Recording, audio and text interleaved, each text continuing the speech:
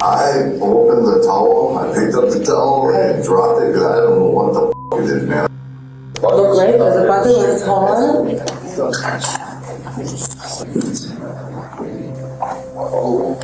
This is the moment cops realized there was a head in the bucket at the crime scene. But little did they know, the entire case would only get more and more horrifying.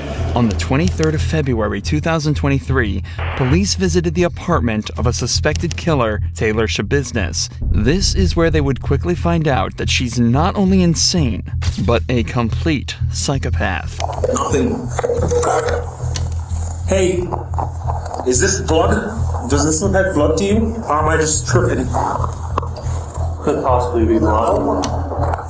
Hey, who did that? Hi, Taylor. How's it going? Officer Russell with the Green Bay Police Department. Taylor, you have one more for your arrest. Just put your hands together right quick. You got it. The cops were searching Taylor's property on a warrant and discovered bloody footprints next to her car and blood literally on her hands. But upon searching her apartment, they found the very thing they had been called to find in the first place: a human head in a bucket, first discovered by the victim's own mother. The police wasted no time in getting her into custody, where one of the most chilling interrogations of all time would begin. I hate this fucking outfit. Well, a few hours ago, police were dispatched to an address on Stony Brook that parents house Shad Tyrion. Do you know Shad? I know how you know Shad. He's my ex. He's your ex-boyfriend? Yeah. Well, they found a kind of disturbing stuff at the house there. Oh, really? Yeah. Yeah. A lot of blood, basically Shad's head. Fucked up.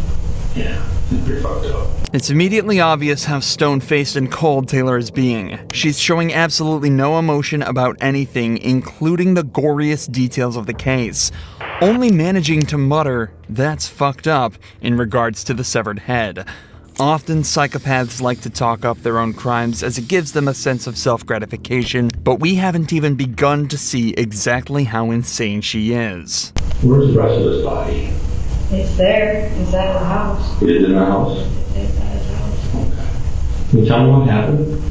It's a good question, because I blacked out during that time. Were you two being intimate, having sex? It was getting there. Just getting there, okay. So will this be considered foreplay? Yeah. Yeah.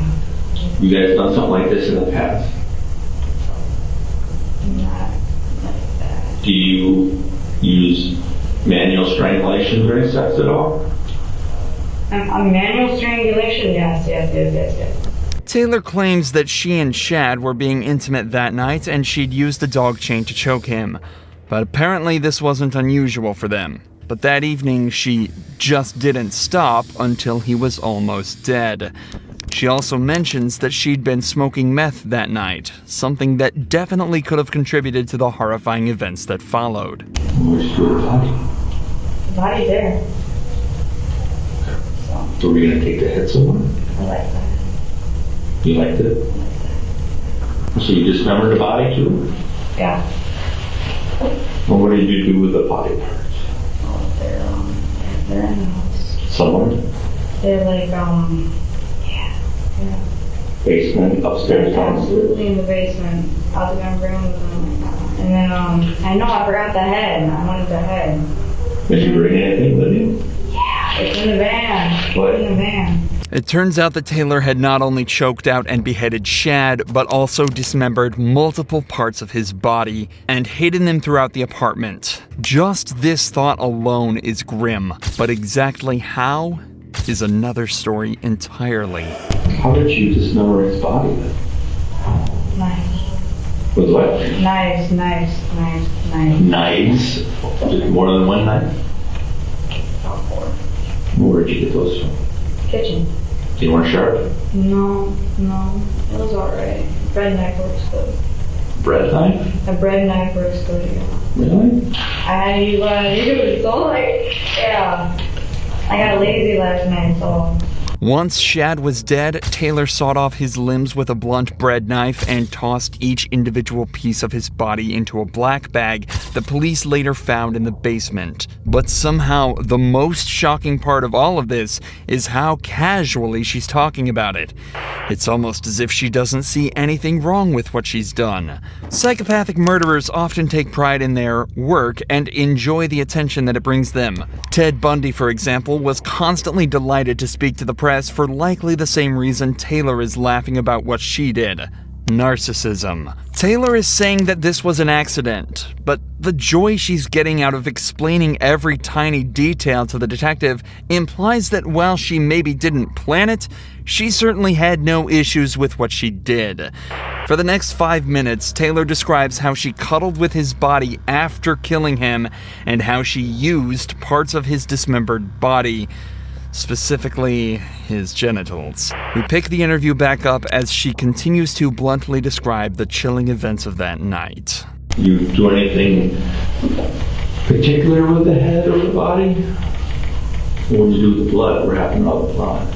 It's still in there, still in the tote. There's a shower in the basement. You go in the next side over and I just dumped it out into the drain. There's probably still blood there. What are you doing? Yeah. Well, I drained his head. Well, like, after I covered his blood, I put it in the bucket, but then there's still blood in this bucket because it's coming out of the head.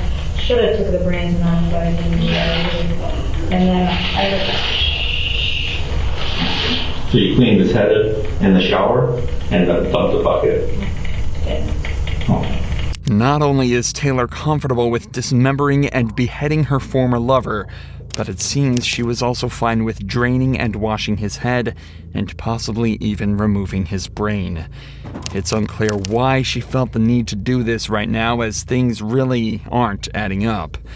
She had already discarded and hidden the rest of the body, so if she was attempting to hide it, then she would want to dispose of the head too. There is something much deeper at play here, and the detective is desperate to figure out what. So when he put the chain on his neck, he thought that you guys were going to have kinky sex. You think that's what Chad was thinking, maybe? Yeah. What were you thinking? I was gonna do the same thing. You know, I was going in, and I did. And I went in. But then he was like, choke me. But he didn't really say it, so I'm like, he put it on his neck. I already know I'm gonna choke him. And I did. But before the chain went around his neck, were you and Chad like kissing or any foreplay or anything? No, we were chilling at home. You just chilling. So all of a sudden the chain went around his neck? Yeah. How come? I'm just trying to get it. He likes it. Alright. I was gonna walk him like a dog. You know, and he wanted that? I have no idea. What I was gonna do it anyway. Okay. And you claim it was his idea? No, it was his idea. It was all him. Right, so you're on the bed, the chain goes around his neck and you start choking him. And you just realize that he was gonna die or what? I'm just like, shit. I think I went a little too far because I was blacking out while I was doing it, right? And then like, fuck. And then like, I look at him, I'm like, shit, he's already purple. I'm like, fuck. I'm like, I don't know if he's fucking, is he good? Is he good? But then like when I woke up, like, you know, during the blackout moment, I'm like, shit. I didn't mean for all this to happen. And I'm like, I fucked up. I know I fucked up. And I'm like, shit. Yeah, I'm sorry. That's what happened. This is the closest Taylor has come to remorse in the entire interrogation, but it's so heavily undermined by everything else she said, it's impossible to believe she's being genuine. It's likely that she's only saying this because she knows that showing some remorse could help her defense and get her a lighter sentence. In fact, throughout the entire interrogation, it seems as though she's been attempting to do this very thing. Taylor's story is that she got home with Shad and almost immediately grabs the chain and started choking him. Then she suddenly blacked out, saw him dead in front of her, and despite not wanting him to be dead, didn't call an ambulance and instead dismembered him, played with his body, and then laughed about it with police. These don't sound like the actions of an innocent person, and the detectives don't think so either. The case was brought to trial almost immediately, where Taylor would continue to show just how insane she really is.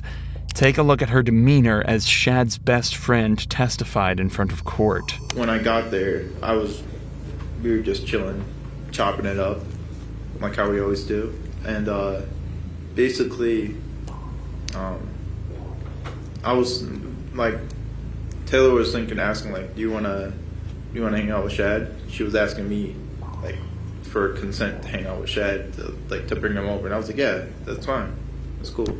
This behavior continued for the entire trial so far, as she smiled, smirked, and laughed her way through the whole thing. But it seems that this didn't give the jury a great impression of her, as she found out when the verdict was cast. Okay.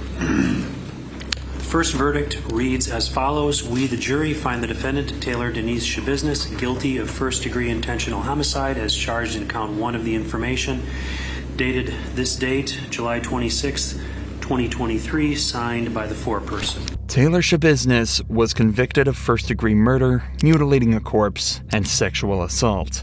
As of this video's upload, she's awaiting her sentence, but is facing life in prison, or even the death sentence. If you enjoy true crime videos like this, make sure you're subscribed to see more.